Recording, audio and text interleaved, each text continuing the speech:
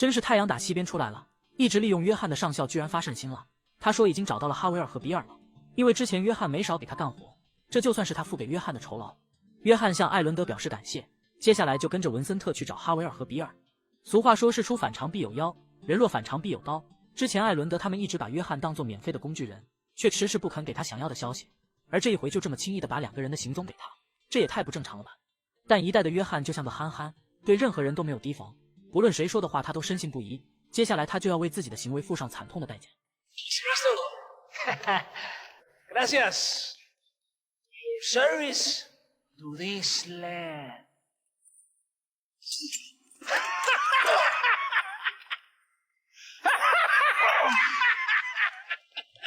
原来之前约翰营救雷耶斯的事，自以为做的天衣无缝，但还是被艾伦德给知道了。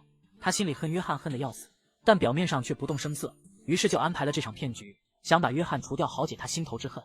就在约翰即将被人一枪给爆头之时，多亏雷耶斯带人及时赶到，把约翰给救了下来。接下来约翰趁乱逃跑，雷耶斯边给他解绑边调侃说，能认识自己就是约翰的福气。约翰却说现在他们两个人扯平了。等约翰拿回自己的枪，他的怒气直拉满，对着文森特和他的手下绝不心慈手软。他把满腔的恨意与怒火都注入一颗颗子弹里，然后全都射进敌人的身体里，很快就把敌人全都消灭干净了。但可惜的是却让文森特给跑掉了。雷耶斯觉得今天的这场战斗意义重大，于是他就趁机发表鼓舞人心的演讲。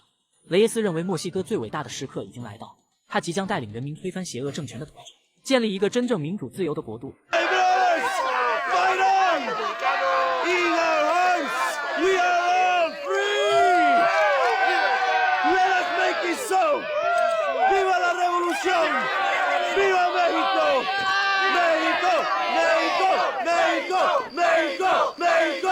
第二天一大早，路易莎就找到约翰，他请约翰帮忙去阻止一场大屠杀，而指挥这场屠杀的人正是文森特。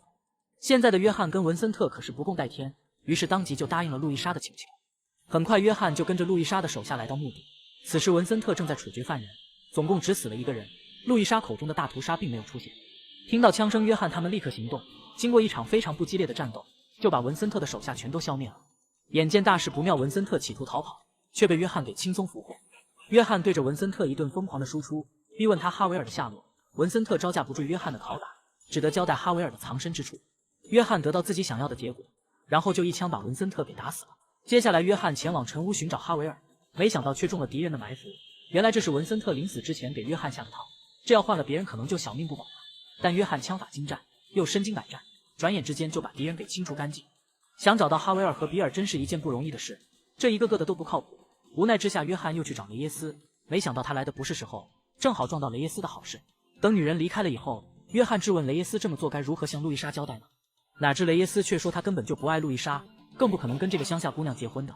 他雷耶斯即将成为墨西哥下一任的总统，到时候他一定会娶一个血统高贵的女人为妻。至于路易莎，如果约翰喜欢的话，他可以把路易莎送给他。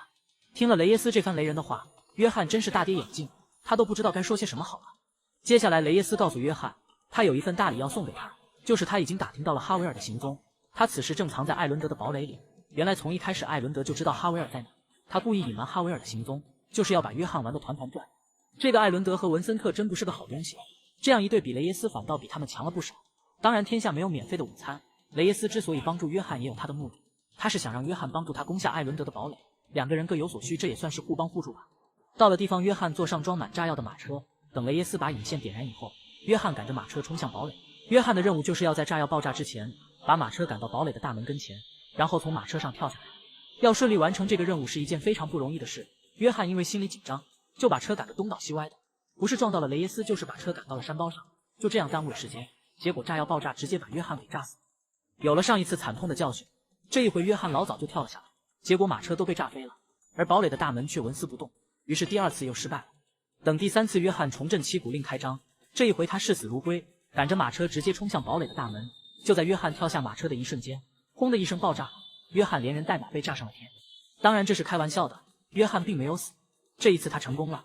于是雷耶斯的反抗军攻进了堡垒，